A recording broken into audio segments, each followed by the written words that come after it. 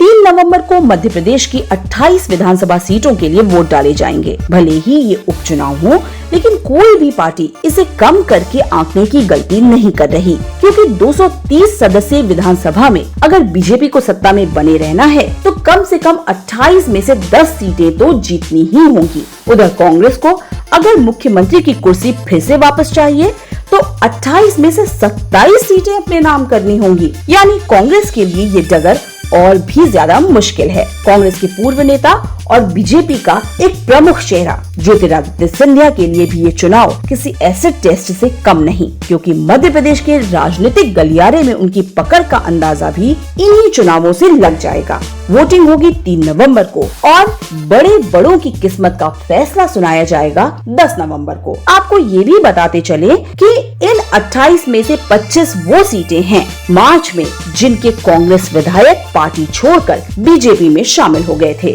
जिसकी वजह से कमलनाथ सरकार बहुमत से अल्पमत में आ गई थी और सत्ता की चाबी एक बार फिर शिवराज सिंह चौहान यानी बीजेपी के पाले में चली गई। 3 अन्य सीटें उन विधायकों की है जो इस बीच अकाल मौत का शिकार हो गए। हालांकि ये उपचुनाव सितंबर में ही होने वाले थे, लेकिन कोविड पैंडेमिक की वजह से इसे नवंबर तक के लिए टाल दिया गया। ये चुनाव इसलिए भी खास है क्योंकि इसमें राजनीति के बड़े बड़े धुरंधरों शिवराज सिंह चौहान, कमलनाथ और नरेंद्र सिंह तोमर जैसों की प्रतिष्ठा दांव पर लगी हुई है। वैसे एक बेहद दिलचस्प बात यह है कि इन चुनावों के लिए बीएसपी ने पहले ही अपने आप को किंग मेकर घोषित कर दिया है। यानी इशारा साफ है कि सत्ता के इस संग्राम में मायावती को किसी से बैर नहीं है। इन 28 में से अकेले 16 सीटें ग्वालियर चंबल इलाके में हैं। इसलिए बीजेपी और कांग्रेस दोनों ही के बीच यहाँ प्रभुत्व की लड़ाई चल रही है। वैसे तो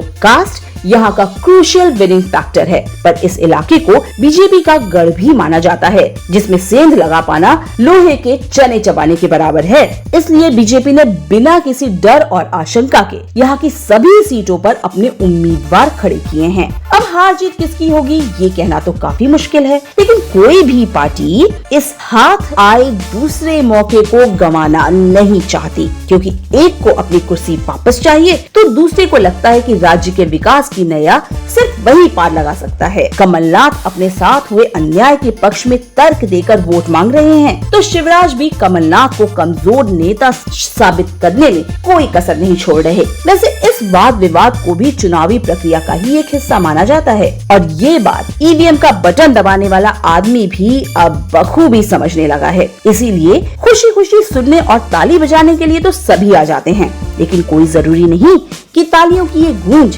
पार्टी के लिए वोट बैंक का काम करे ही करे, क्योंकि लोग अब एक एक वोट की कीमत अच्छे से समझने लगे हैं, क्योंकि उनके लिए रोटी, कपड़ा, मकान, एक अच्छी जिंदगी और विकास की दिशा सब कुछ इसी वोट से निर्धारित होने वाली है।